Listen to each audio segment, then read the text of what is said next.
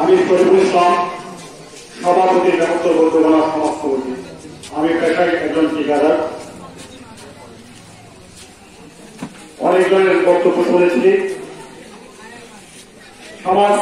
এই সমাজ কমিটি গঠন করার পূর্বেও অনেক সমাজ কমিটি এখানে হয়েছিল।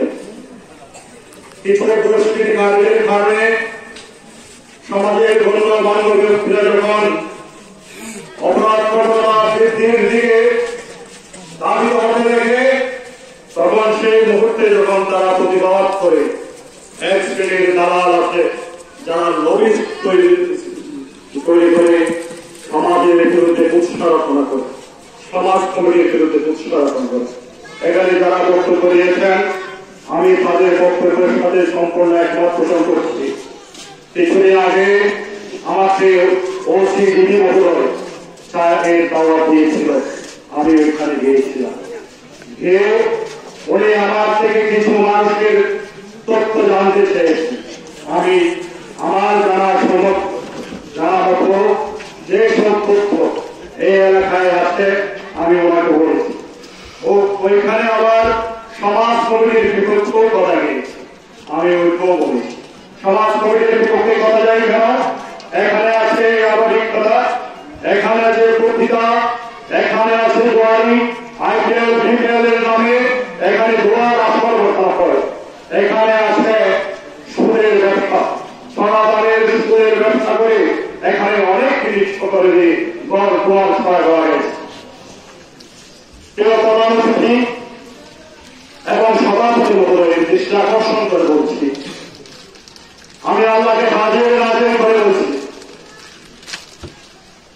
আমার প্রিয় এলাকার সমাজের দায়িত্ব পালন করেছিলেন, এর আগে অনেকও দায়িত্ব পালন করতে করে দিয়েছেন। এখানে পতিতার বিরুদ্ধে কথা বললে পতিতারাও নারী নির্যাতন মামলা দিয়ে মানুষকে শ্রমে উঠে চায়। এখানে ইয়াবার বিরুদ্ধে কথা বললে সমাজের নেতৃবৃন্দদের বিরুদ্ধে কুৎসা করা হয়। কেননা এখানে চাই না একটি শক্তিশালী সমাজ কমিটি হোক। শক্তিশালী সমাজ কমিটি হলে এখান থেকে অনাচার অভিশাপ দূর হবে। তারা চায় না এখান থেকে অভিশাপ অনাচার দূর হোক। কেন চায় না? এখানে যদি আপনার উপযুক্ত সমাজ কমিটির সভাপতি হয়, উপযুক্ত সমাজ কমিটির সাধারণ সম্পাদক হয়, উপযুক্ত নেতৃবৃন্দ থাকে, তাহলে ওইসব অশিক্ষিত ভোলাঙ্গাররা কখনো এই সমাজের নেতৃত্ব দিতে পারবে না। তাই তাদের মাথার মনে একটা পথ সৃষ্টি হয়।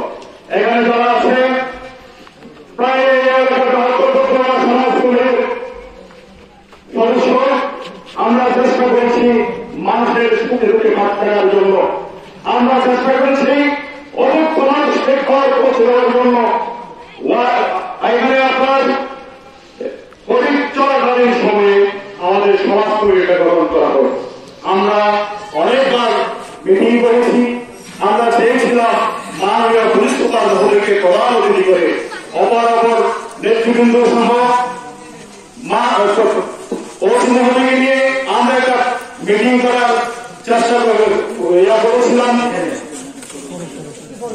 আমাদের যা প্রথমে ক্রিকেটার ক্রিকেটের ক্যাপ্টেন মুমিনুল হক সৌরভকে আমরা এখানে রেখে আমরা এখানে 95% মানুষ ভালো, পরিবারের মানুষের কারণে এই এলাকার এই সমাজের বর্তমান হয়। এখানে এমন লোক আছে যারা সমাজকে এই সমাজ কমিটি থেকে ধ্বংস প্রতিনিধি মহোদয় যখন আমার কাছ থেকে জানছে এখানে একটা মহিলা আছে আপনার আফরোজার ব্যাপার আমার কাছ থেকে জানতে চাইছিল। আমি তখন ওনাকে বলি ওনার চাইলে একটা তো পুলিশে চাকরি করে, উনি একটু শুনি পুলিশে চাকরি করে কথাটা শুনে যখন নয় করে একটু বলেছেন তিনি, উনি আমার থেকে তার ছেলের নামটা জানতে চেয়েছে। আমি নামটা জানাতে পারিনি, কারণ আসলে আমি তার নামটা জানি না, পুলিশে চাকরি করে এ করে জানবো। এইটাই হচ্ছে শুনুন, আমার থেকে জিজ্ঞাসা করছিল আমি তার থেকে জিজ্ঞাসা করছি যে তাদেরকে